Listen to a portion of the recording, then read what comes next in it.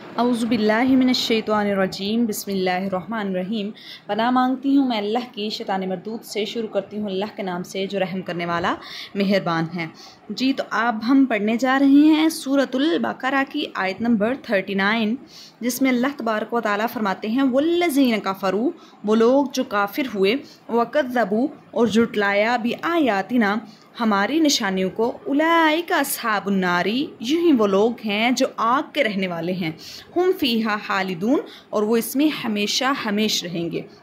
वल्लज़ीन कफ़रू वकज़्ज़बू बिआयातिना उलाइका अस्हाबुन्नारि हुम फ़ीहा खालिदून, जिन लोगों ने ईमान लाने से इनकार किया और हमारी निशानियों को जुटलाया, वो दोज़ी होंगे और इसमें वो हमेशा हमेशा रहेंगे। वल्लज़ीन कफ़रू, वो लोग जो काफिर हुए, वकज़्ज़बू बिआयातिना, और जुटलाया हमारी निशानियों को, उलाइका अस्हाबुन्नारि, यही वो लोग हैं जो आग के रहने वाले हैं, हुम फ़ीहा खालिदून, और वो आग में हमेशा हमेश रहेंगे।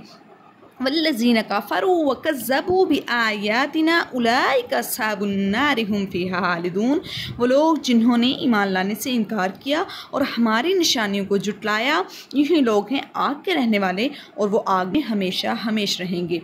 अल्लाहुम्मा ला तजअलना मिनहुम, अल्लाहुम्मा ला तजअलना मिनहुम।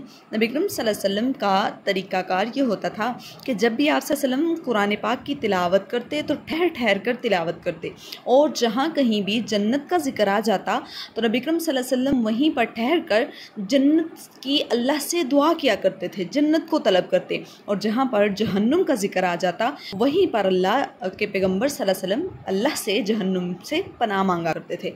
और अल्लाह का एक असूल है, कुरान में जहाँ कहीं भी अल्लाह ने जन्नत का ज़िक्र किया वहीं पर अल्लाह ने जहन्नुम का ज़िक्र भी कर दिया, और जन्नत के ज़िक्र के साथ ही जहन्नुम का ज़िक्र, जहाँ अल्लाह ने मुत्तकीन का ज़िक्र किया वहीं पर कुफ़ार का ज़िक्र करके डरा भी दिया कि कुफ़ार का अंजाम दोज़ख इस वजह से हुआ।